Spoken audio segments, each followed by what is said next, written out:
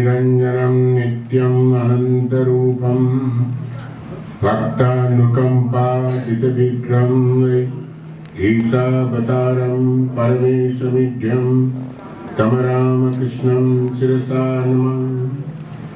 जननीं शारदां देवीं रामकृष्णं जगद्गुरुं पादपद्मे तयो स्थित्वा प्रणमामि मुहुर्मुहुः। नमस्ते जतिराजाय विवेकानन्दसूरये सच्चित्सुखस्वरूपाय स्वामिने तापहारिणे। उपस्थित सन्यासी वृंद, इस नवनिर्मित पाठचक्र क्रमगान में उपस्थित भक्त वृंद, जब मैं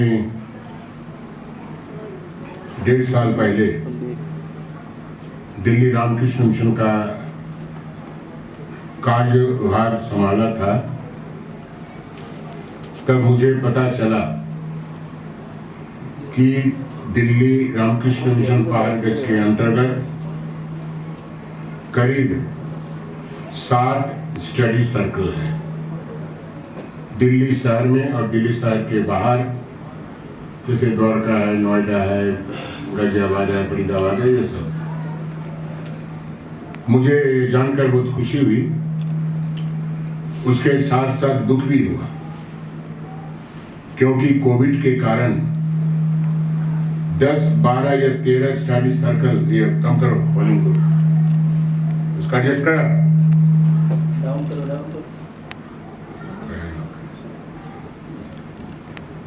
मुझे पता लगा कि केवल ही 10, 12 या 15 स्टडी सर्कल चल रहे हैं और महामारी कोविड के कारण बहुत सारे पाठचक्र बंद हो गए थे और जो लोग चलाते थे वो कहीं ट्रांसफर हो गए, कहीं ऊपर चले गए, कुछ लोग जो मेंबर्स थे वो बुजुर्ग हो गए, विभिन्न कारण से प्राय अधिक संख्या में स्टडी सर्कल बंद हो गए।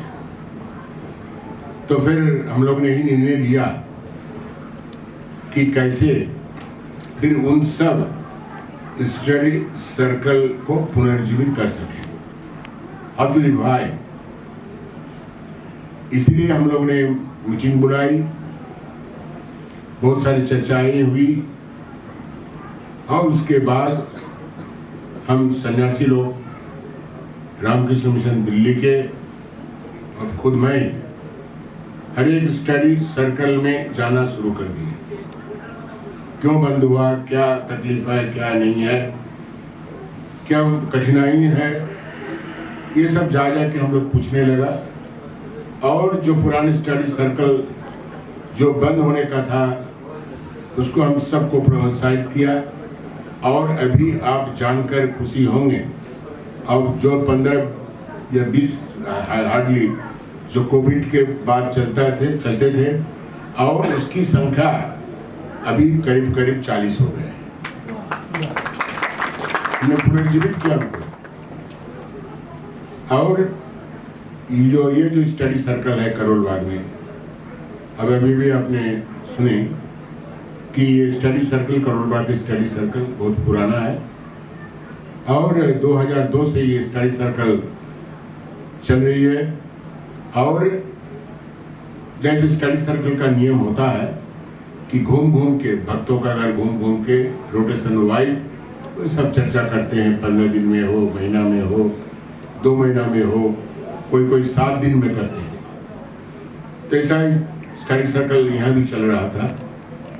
उसके बाद आप शायद देखे होंगे जो यहाँ आने का पहले जो स्टडी सर्कल का हॉल था, मंदिर था, जो भी कोई कह लीजिए, वो जो हमने देखा कि एकदम अंडरग्राउंड, बहुत नीचे उतरना पड़ता था। जब मैं पहली बार आया स्टडी सर्कल में, इस एनुअल फंक्शन में, तो मुझे देख को डर लग गया कि इतना नीचे जाना और ऊपर उठना। जो बुजुर्ग हैं जिनकी उम्र ज़्यादा है उनके लिए तो बड़ा मुश्किल है, और चारों तरफ एक सफोकेशन जैसा लगता था। तो मेरे मन में भी यही आया कि अगर कोई दूसरा जगह अगर हो जाता स्टडी सर्कल तो बहुत अच्छा होता। लेकिन मैं जानता हूँ कि इतना सारा हॉल उन्होंने खरीदा है। Do you know the cost of this hall? More than 1 crore. वो जो पहले जो था वो तो किराए में था, 25-30 हजार रुपया किराया देते थे लोग। और ये जो आपने नया देख रहे हैं इसका कॉस्ट 1 करोड़ से ज़्यादा। और छोटा सा study circle, limited number member of study circle, उसके लिए 1 करोड़ से ज़्यादा रुपया इकट्ठा करना बहुत ही मुश्किल है। लेकिन मुश्किल तो हम सब जानते हैं, लेकिन ठाकुर की कृपा से, माँ की कृपा से, स्वामी जी की कृपा से कुछ भी काम असंभव नहीं है। इससे ये प्रमाणित होता है। They have collected nearly 1 crore. Can you imagine? और ठाकुर के प्रति हमारा अगर आस्था है, विश्वास है, तो जरूर कोई भी काम असंभव नहीं होता है। मैं कह रहा था कि जब पुष्कर में गया, बहुत बड़ी पब्लिक सभा हुई थी, तो मैंने कहा कि स्वामी विवेकानंद जी के डिक्शनरी में there is no word called impossible. कोई भी असंभव नहीं है, सब कुछ संभव है। और आज जो हम यहाँ बैठे हुए हैं, इससे यही प्रमाणित होता है कि श्री रामकृष्ण की कृपा से, स्वामी जी और दिव्य त्रय की कृपा से सब कुछ संभव हो सकता है। अभी देख रहे हैं यह सुंदर कैसा हो गया है। आप बाहर से भी आ सकते हैं, बैठ सकते हैं, सब कुछ कर सकते हैं। और इस स्टडी सर्कल का एक विशेषता है, ये हम देखा कि छोटे छोटे जो बच्चे हैं जो हमारे सामने बैठे हुए हैं, पहले दिन जब आया मैंने एनुअल फंक्शन में, हम तो आश्चर्य हो गए कि इतने छोटे छोटे बच्चे, इसको इतना सुंदर सिखाया गया है चैंटिंग करने के लिए, स्तोत्र पाठ करने के लिए, गाना गाने के लिए। इतने सारे बच्चों को उन्होंने प्रशिक्षित किया। Really it is wonderful job उन्होंने किया है। ये सारे बच्चे जो हमारे पीछे भी बैठे हैं, इतने सारे बच्चे और भी सारे बच्चे होंगे। कमेंडेबल जॉब कि बच्चों को सिखाना। और भी स्टडी सर्कल है, वो बैठी हुई है, उसका नाम क्या है तुम्हारा? कहाँ, कौन सा है तुम्हारा? बोलिए। मॉर्निंग। वो भी देखा कि बहुत सारे बच्चे इतना सुंदर गाना गाते हैं, संस्कृत का पाठ उच्चारण करते हैं, स्तोत्र पाठ करते हैं। हमको इस बार, हम 2 महीना पहले वहाँ गया था एनुअल फंक्शन में, तो हमें इतना अच्छा लगा कि मैंने उनको कहा कि आओ, और हमारे यूथ डे होता है, नेशनल राष्ट्रीय युवा दिवस, उनमें स्वामी जी का मूर्त महेश्वर वगैरह हम लोग गाना गाओ। इतना अच्छा सुंदर से गा, सबको मुग्ध कर दिया, सबको मोहित कर दिया। तो इसलिए हम यहाँ भी देख रहे हैं, ऐसा काम कर रहे हैं। और हम कभी कभी निराश हो जाते हैं कि अरे लोग नहीं आ रहे हैं, मेंबर्स लोग नहीं जुड़ रहे हैं, और खाली बंगाली लोग आते हैं और दूसरे लोग नहीं आते हैं।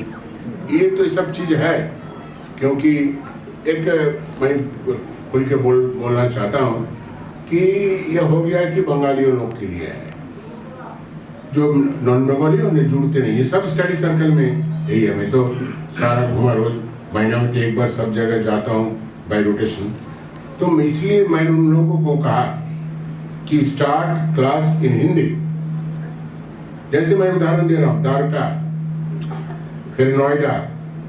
जब मैंने क्या there are many members, number भी बहुत ज़्यादा है, संख्या भी ज़्यादा है, लेकिन दे आर मोस्टली बंगालीज। जब मैं वहाँ गया, मैंने खुद हिंदी में प्रवचन देना शुरू किया, and you will be happy to know कि वहाँ अभी द्वारका एवं जो हम उदाहरण दे रहे थे नोएडा, वहाँ करीब 30% नॉन बंगाली आना शुरू कर दिए।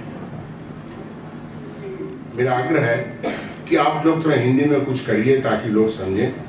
उतना जल्दी लोग आएंगे नहीं, उनको समय लगेगा, लेकिन हमारी तरफ से ये प्रयत्न रहना चाहिए कि हम कैसे उसको उन लोगों को भी हमारे सामने स्टडी सर्कल में जुड़ सकते हैं, शामिल कर सकते हैं। ये भी हमें सोचना है, ये भी हमें सोचना है।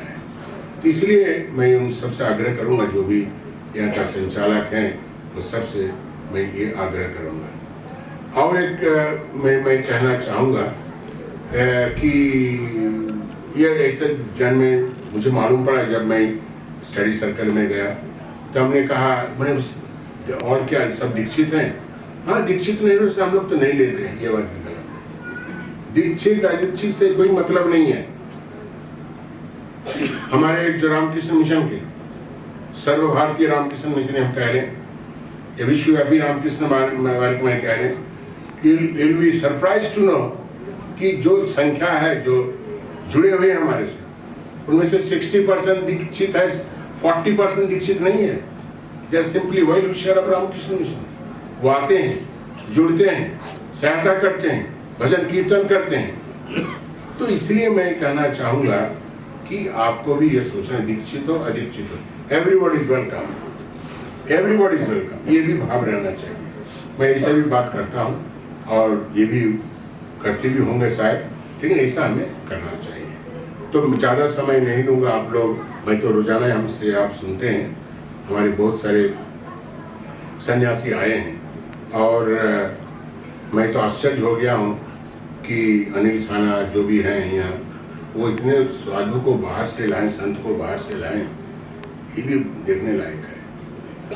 कोई भी स्टडी सर्कल में फंक्शन तो बहुत सारे होते हैं, मैं भी जाता हूँ, लेकिन इतने सारे स्टडी सर्कल में इतने सारे सन्यासियों को उन्होंने बुलाया है और फिर उनको तो धन्यवाद देता ही हूँ, और इस सन्यासी लोगों को मैं भी धन्यवाद देता हूँ कि वो यहाँ आ गए हैं, उपस्थित हो चुके हैं। इसलिए मैं उन सबको धन्यवाद देना चाहता हूँ। क्यों इसलिए धन्यवाद देना चाहता हूँ, आप शायद जानते होंगे, कुछ आइडिया आपको जरूर होगा कि ये जो सन्यासी आए हैं ये सब व्यस्त लोग हैं, सब बड़े बड़े पदों पे हैं और बहुत व्यस्त हैं, वेरी बिजी। जितने भी हमारे सामने बैठे हुए हैं सब वेरी बिजी, बहुत व्यस्त हैं, और व्यस्तता में से थोड़ा सा समय निकाल कर यहाँ आए हैं, ये बहुत बड़ी बात है, बहुत ही प्रशंसनीय है, इसमें कोई भी संदेह नहीं है। तो जो भी हो, मैं ठाकुर माँ स्वामी से ही प्रार्थना करूँगा कि स्टडी सर्कल का एक अपना नया मकान हो गया, बहुत बड़ी बात है। पहले किराए में रहना पड़ता था, और किराए में रहना आप जानते हैं थोड़ा सा फ्रीडम नहीं रहता है, या बहुत सारे कठिनाई होती है। लेकिन जब अपना निजी मकान हो गया है, छोटा हो जो भी हो, जैसे हम लोग कहते हैं भाई किराए में बहुत बड़ा घर हमने लेके रखा है, लेकिन जब हम अपना मकान हमको हो जाता है, छोटा होने से हम कहते हैं अपना मकान तो है, छोटा होने से भी अपना मकान है, हम कहते हैं, जनरली हम यही कहते हैं। इसलिए ये स्टडी सर्कल का एक छोटा सा मकान हो गया है, निजी मकान हो गया है, और उसी तरह से आप इसको चलाएंगे। और भी बात मैं कहना चाहूँगा, महाराज लोग भी बैठे हैं, क्योंकि हमने पूरा पश्चिम उत्तर दक्षिण भारतवर्ष को देख लिया घूम घूम के, और मैं कभी कलकत्ता में रहा, कभी बॉम्बे में रहा, कभी कंखल में रहा, कभी मैं दिल्ली में हूँ। तो भारतवर्ष का जो पिक्चर जो है हमें बहुत अच्छा मालूम होता है। तो हम क्या देखते हैं, हमारे इंडिया में बहुत सारे स्टडी सर्कल हैं, बहुत सारे भाव प्रचार के मेंबर आश्रम हैं, बहुत बड़ा बड़ा मकान है, मंदिर है, वो है, ये ऐसे है, लेकिन मंदिर या आश्रम का देखभाल ठीक तरह से होता नहीं है। कहीं गंदगी है, कहीं धूल है, कहीं कुछ है, ये मानना पड़ेगा। तो मैं यही कहूँगा फिर कि इन लोगों से इतना सुंदर मकान, अपने भव्य मकान बनाया, हॉल बनाया, इसको देखभाल ठीक से करना, जिसको हम कहते हैं हिंदी में मेंटेनेंस। बिल्कुल सब झाड़ू पोछा होना चाहिए, इसका मतलब दुख की बात यह है, मैंने भाव प्रचार कहीं गया, मैं नाम नहीं बताऊंगा, एक भाव प्रचार स्टडी सर्कल का आश्रम में गया, तो मैं जब मंदिर में गया, छोटा सा मंदिर था, मैंने प्रणाम करने के लिए गया, तो हमको लगा कि शायद 6 महीना तक ठाकुर के ऊपर जो चादर ओढ़ के रखा है, वो शायद 6 महीना तक कोई साफ नहीं किया। सो मच डस्ट अक्यूमुलेटेड, हमको बहुत दुख लगा, और हमने बोला, मीटिंग में बोला, ऐसा मत कीजिए, जब आप बनाए आश्रम, जब आप स्टडी सर्कल बनाए हैं, इसका देखभाल भी ठीक करना चाहिए। जैसे ही एक तो खड़ा कर दिया मुक्ति, और कोई देखभाल नहीं, कुछ नहीं, पूजा नहीं, पाठ नहीं, कोई सफाई नहीं, ऐसे नहीं होना चाहिए। इसलिए इन लोगों से बहुत सुंदर ढंग से करते हैं। मैंने बहुत बार तो आया हूँ स्टडी सर्कल करोल बाग के, और मैं यही आशा कर सकता हूँ कि ये लोग ये जो मकान बना है इसको ठीक तरह से साफ सुथरा रखेंगे। और भी मुझे अच्छा लगा इस स्टडी सर्कल का, ये सब मंत्र मंगल आरती करते हैं, ये करते हैं, वो करते हैं, जितने भी तिथि पूजा होती है उसमें भी सब ये भाग लेते हैं, अर्थात अपने आप सब करते हैं। और खास करके सबसे जो बड़ी चीज है, फिर मैं दोहराऊंगा, वो है कि यंगस्टर्स को वो संस्कारित कर रहे हैं। यंगस्टर्स को कौन करता है, कहाँ होता है? इतने सारे यंगस्टर्स जो हमारे सामने बैठे और इधर बैठे होंगे, उसको संस्कारित करते हैं कि ये सब हमारी जो संस्कृति है उसके बारे में जानना, उसके बारे में जानना, ये सब करना। तो मैं ज़्यादा समय नहीं लूँगा, मैं भी व्यस्त हूँ और महाराज लोग भी व्यस्त हैं, तो मैं इन सब से अनुरोध करूँगा कि संक्षिप्त रूप से आपका जो अनुभव हुआ आज खास करके, एवं जो पहले भी स्टडी सर्कल में आ चुके हैं, हमने सुना, अभी आप भी सुने आए हैं, तो ठीक है, उन लोगों से हम सुनेंगे और उनका क्या अनुभव रहा, और कोई सजेशन बहुत सीमित रूप से कोई है इसका, ताकि हम स्टडी सर्कल को आगे बढ़ा सकें। क्योंकि स्वामी विवेकानंद जी बार बार कह के गए, आज स्वामी विवेकानंद जी ने ये दिव्य त्रयी का यही आइडिया कि ये भाव का प्रचार, श्री रामकृष्ण मास्टर विवेकानंद के जो भाव है वो जन जन तक पहुंचे, यही चाहते थे वो तीनों दिव्य त्रयी, जन जन तक पहुंचे, माइंड इज वर्ड, जन जन तक पहुंचे।